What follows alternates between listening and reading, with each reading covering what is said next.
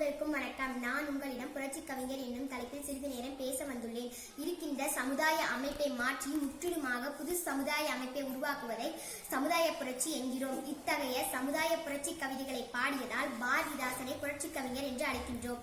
பாரதிதாசன் காலத்தில் சமுதாயம் சாதிகளால் பிளவுபட்டு கிடந்தது. மத சண்டைகளில் மூழ்கி கிடந்தது. பகுத்தறிவுக்கு பொருந்தாத மூட நம்பிக்கையை கொண்டிருந்தது. பெண் கல்வி புறக்கணிக்கப்பட்டிருந்தது. தமிழ் மொழியின் சிறப்புகள் மறுக்கப்பட்டன.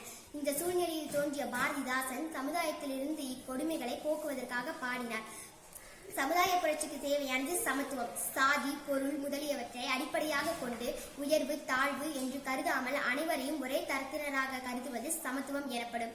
இந்த சமத்துவம் சமுதாயத்தில் மலர்ந்தால் மனிதரிடையே பேதங்கள் மறையும் என்று பாரதிதாசன் நம்பினார். எனவே எல்லாருக்கும் எல்லாம் என்றிருப்பதான இடம் நோக்கி நகர்கின்றது இந்த வையம் என்று பாடியுள்ளார்.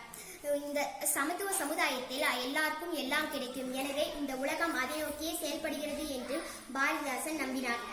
பாரதிதாசன் காண விரும்பிய சமுதாயம் சாதி பிரிவுகள் இல்லாத சமுதாயம். உயர்ந்தவன் தாழ்ந்தவன் என்னும் வேறுபாடு எந்த சமுதாயத்தில் இருந்தாலும் அது நோயாகத்தான் கருதப்படும். தமிழ் சமுதாயத்தில் இருக்கின்ற இந்த நோய் நம் முன்னேற்றத்திற்கு முட்டுக்கட்டை என்று பாரதிதாசன் எண்ணினார்.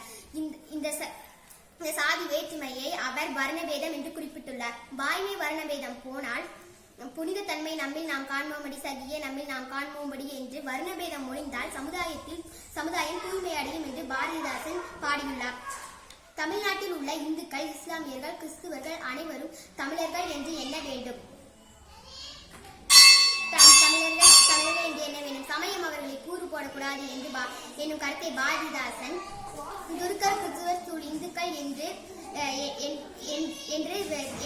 இருப்பவர் தமிழரே என்று உணராது சச்சரவுப்பட்ட தண்டமிழ்நாடு என்னும் கவிதை வாயிலாக வெளிப்படுத்தியுள்ளார்.